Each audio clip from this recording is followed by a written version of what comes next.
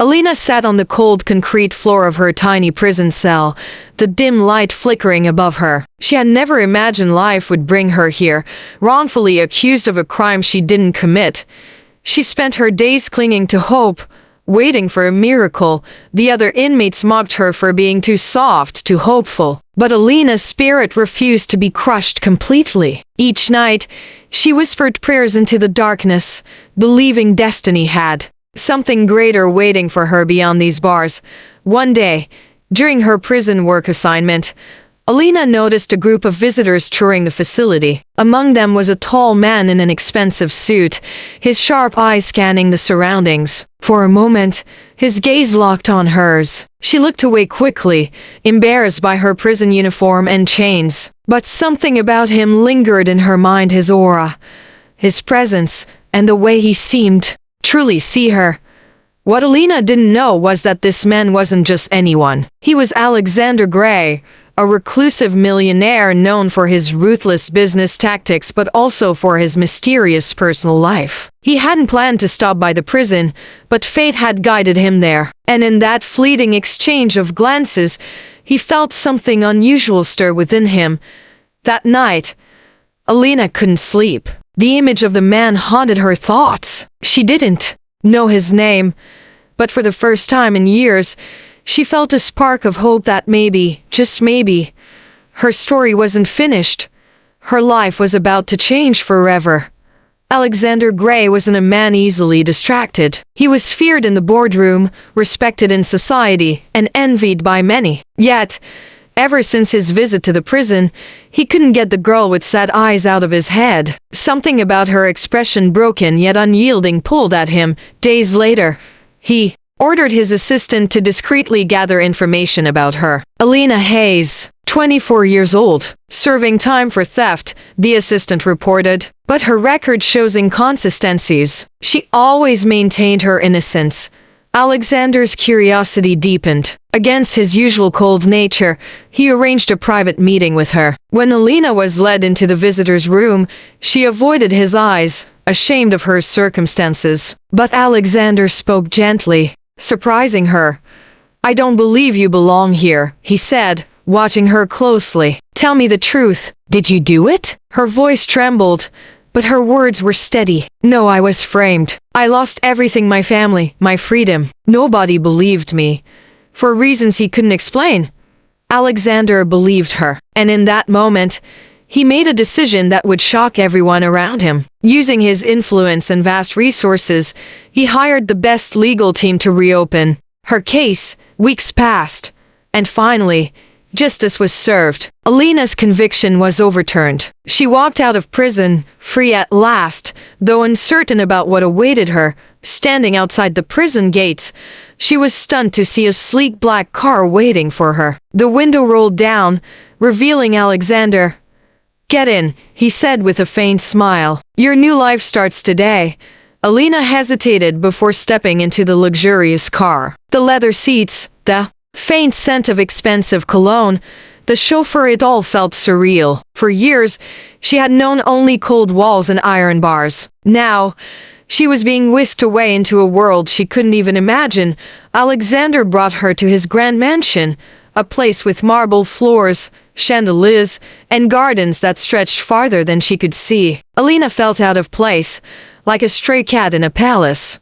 "You're free now," Alexander said, noticing her discomfort. "But freedom isn't enough. You deserve a chance to live again."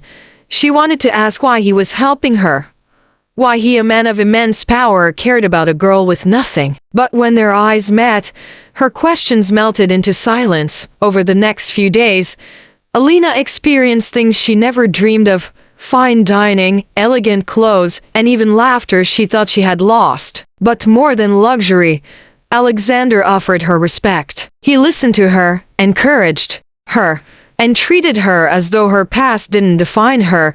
Yet, whispers began spreading among his circle. Why is Gray wasting his time on a former prisoner? She'll ruin his reputation.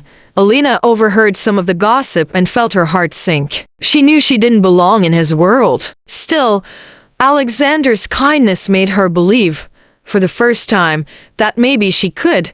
But the question lingered in her mind.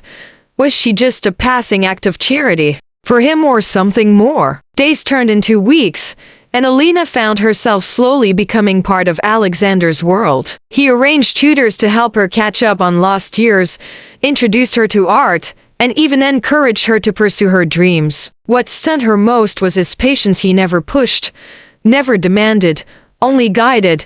But one evening, as they dined together under the soft glow of candlelight, Alina couldn't ignore the warmth that blossomed in her heart. His smile, rare but genuine, made her chest tighten. She tried to hide her feelings, afraid of rejection, afraid of being seen as unworthy. Yet Alexander noticed. "Why do you always look away when I smile?" he asked gently. "Because."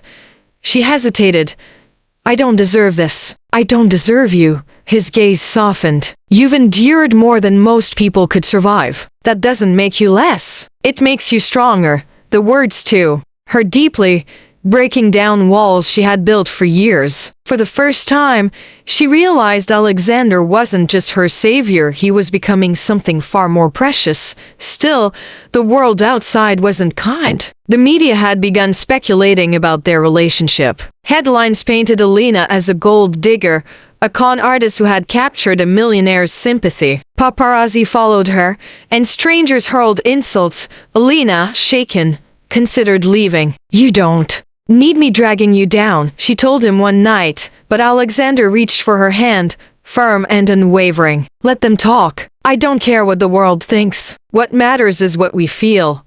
And in that moment, Alina knew he wasn't letting her go.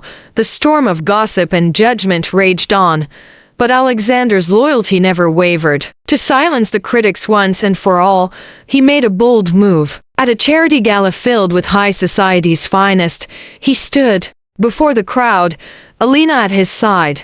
"Many of you question why she's here," Alexander began, his voice commanding attention. "But you don't know her story. Alina is not defined by her past. She is brave, kind, and stronger than anyone I've ever met. And tonight, I want the world to know she is the woman I love." Gasps rippled through the room. Alina's eyes widened, her heart pounding as Alexander took her hand and, to everyone's shock, went down on one knee.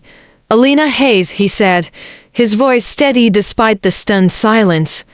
"Will you marry me?" Tears welled in her eyes. For a girl who had once been locked away, stripped of dignity and hope, this moment felt like a dream too big to be real. "Yes," she whispered, her voice breaking. "Yes, I will."